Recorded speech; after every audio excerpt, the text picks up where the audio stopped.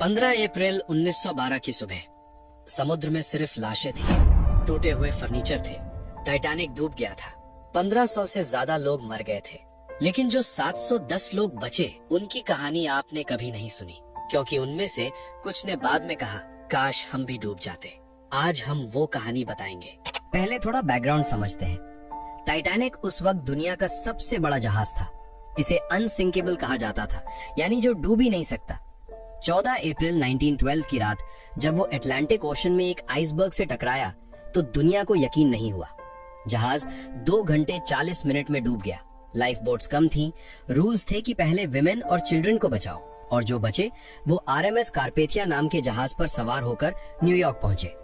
लेकिन न्यूयॉर्क पहुंचना ये खत्म होना नहीं था, ये एक नई तकलीफ की शुरुआत थी। जब कारपेथिया न्यूयॉर्क के पियर पर रुका तो हजारों लोग वहां खड़े थे।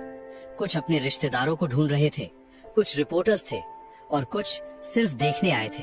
बचने वालों के लिए ये मोमेंट किसी नाइटमेयर से कम नहीं था। उनके कपड़े फटे हुए थे, कुछ के पैरों में जूते नहीं थे और सबकी आंखों में एक ही सवाल था, मैं क्यों बचा, वो क्यों नहीं। साइकोलॉजी में इसे कहते हैं सर्वाइवर्स गिल्ट, जब आप जिंदा रहने के लिए खुद को माफ नहीं कर पाते। और टाइटैनिक के सर्वाइवर्स के लिए ये गिल्ट असाधारण रूप से भारी थी।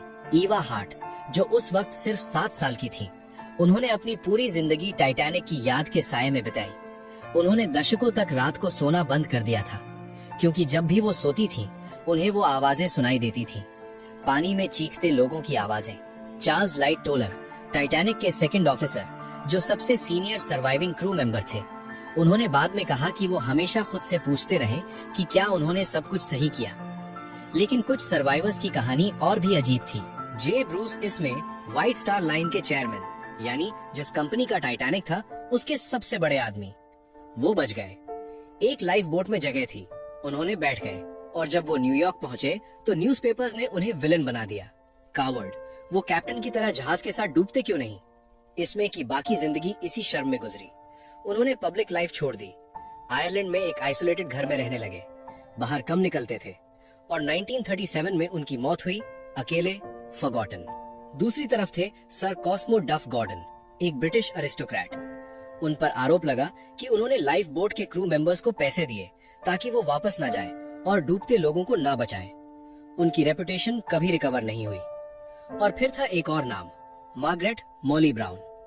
वो बची, लेकिन उन्होंने गिल्ट नहीं चुना, उन्होंने एक्शन चुना। लाइफ बोट में ही उन्होंने रोइंग शुरू कर दी, दूसरे सर्वाइवर्स को संभाला।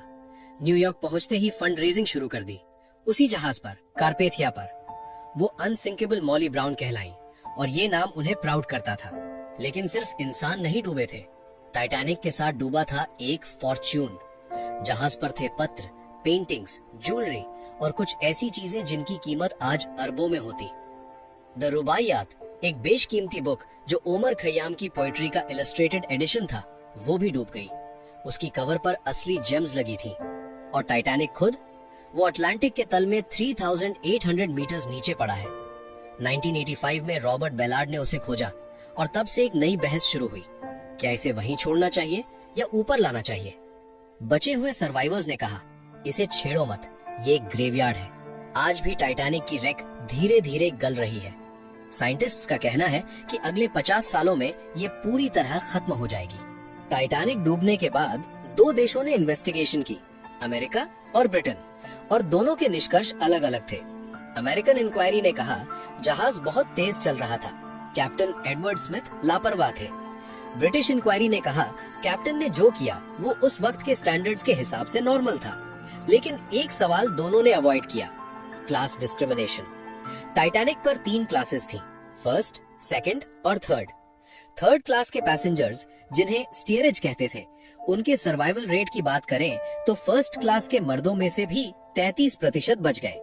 थर्ड क्लास की महिलाओं में से सिर्फ 46% बची, जबकि फर्स्ट क्लास की महिलाओं में से 97% बची। कुछ अकाउंट्स कहते हैं कि थर्ड क्लास के पैसेंजर्स को गेट से रोका गया। ऑफिशियल इंक्वायरी ने इसे प्रूव नहीं माना, लेकिन सवाल आज भी उठता है। टाइटैनिक सिर्फ एक ट्रेजेडी नहीं था, ये एक टर्निंग पॉइंट था। इसके बाद दुनिया भर में मैरिटाइम लॉज बदले। अब हर जहाज पर हर पैसेंजर के लिए लाइफ बोट होना जरूरी है।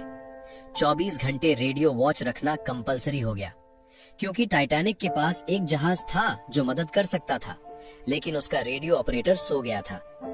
इंटरनेशनल आइस पेट्रोल शुरू हुई, जो आज भी अटलांटिक में आइसबर्ग्स ट्रैक करती है। एक डूबे हुए जहाज ने दुनिया को सुरक्षित बना दिया।